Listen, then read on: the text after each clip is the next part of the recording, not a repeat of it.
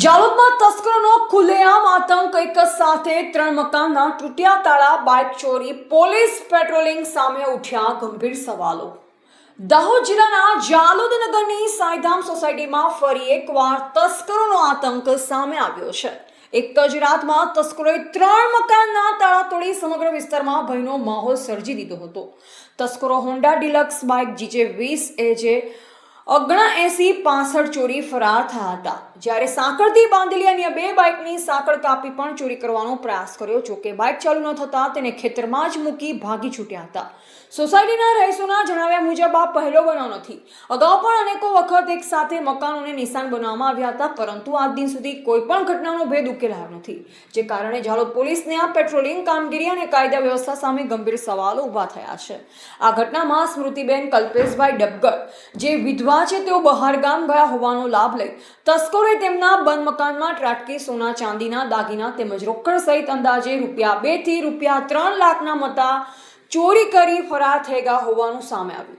વારંવાર ચોરીની ઘટનાઓ બનતી હોવા છતાં સોસાયટીમાં કાયમી પોલીસ પોઈન્ટ કે અસરકારક પેટ્રોલિંગ ન હોવાનો આક્ષેપ રહીશોએ કર્યો છે। સ્થાનિકોમાં ભારે રોષ જોવા મળી રહ્યો છે અને તેઓએ સાઈધામ સોસાયટી વિસ્તારમાં તાત્કાલિક પોલીસ પોઈન્ટ શરૂ કરવા, નિયમિત પેટ્રોલિંગ વધારવા તેમજ તસ્કરોને ઝડપીને કડક કાર્યવાહી કરવાની માંગ સાથે જાલોદ પોલીસ સ્ટેશનમાં લેખિત રજૂઆત કરી છે।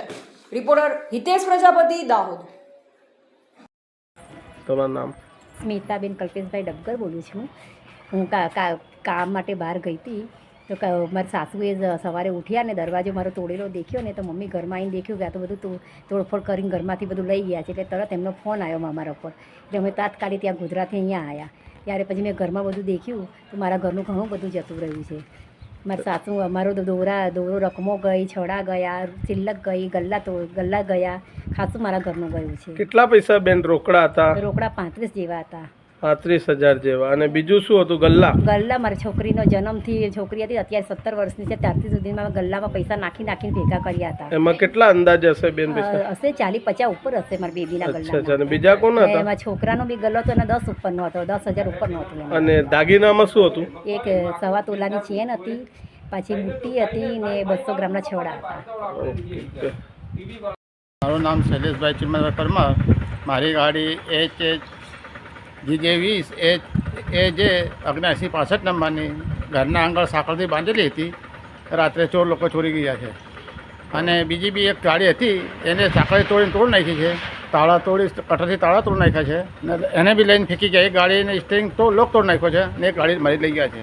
આ નંબરની મારી ગાડી છે। નામ આશિકાબેન છે। હા બેન, શું થયું સવારમાં? તમે સવારમાં 7 વાગે મેં ઉઠી તો એમનો દરવાજો ખુલ્લો હતો। પછી મેં દેખવા માંડી, મેં કીધું શું થયું? પછી આ ભાઈને પૂછ્યું, અહીં આવ્યા કે આ બેન? તો ભાઈ કે ના તા દેખાતા નથી કોઈ। પછી અમે બહારથી બોમ્બ પાડી તો દેખાયા ને કોઈ દેખાયું જ નહીં? ના દેખાયા। એમાં વાર વિખેર એવું થયું કે તાળું તૂટેલું દેખ્યું ખરું? તાળું તૂટેલું તો અહીંયા પડેલું, અમે બધું દેખ્યું નહીં તાળું। પછી અમારી નજર ગઈ ત્યાં બાજુ તો થાંભલામાં મૂકેલું હતું। તો તમે કોને કીધું પછી એના પછી? પછી અમે આ ભાઈ ધર્મેશભાઈ હતા, એમને પૂછ્યું કે આ કોઈ તાળું કોની તોડ્યું હતું।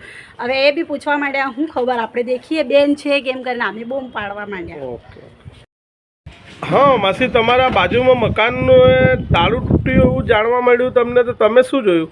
સવારે ઉઠી બહારની સ્ટાપડી બંધ હતી, તો મેં છોકરી જોડે અંદરથી દરવાજો ખુરશી મૂકીને હાથ નાખીને દરવાજો ખોલાયો ને હું બહાર નીકળી, એવી આ દરવાજો ખુલ્લો। પછી હું અંદર જઈને જોયું તો ચોરી થઈ, એવી મેં બાજુવાળાને બૂમ પાડી કે ભાઈ મારા ઘરમાં હેડો, તાર કે ના, મને એમ કે મારી નાખે કોઈ ઘરમાં હોય તો। પછી મેં કીધું નહીં, મારે હેડો તો ખરા, એમ કરીને હું ઘરમાં ગઈ તો બધું ચોરેલું। એવું મારા છોકરાને ફોન કર્યો મેં। તો મકાન તમારું બાજુમાં બંધ હતું કે ખુલ્લું હતું? તારું મારેલું હતું। સારું સારું।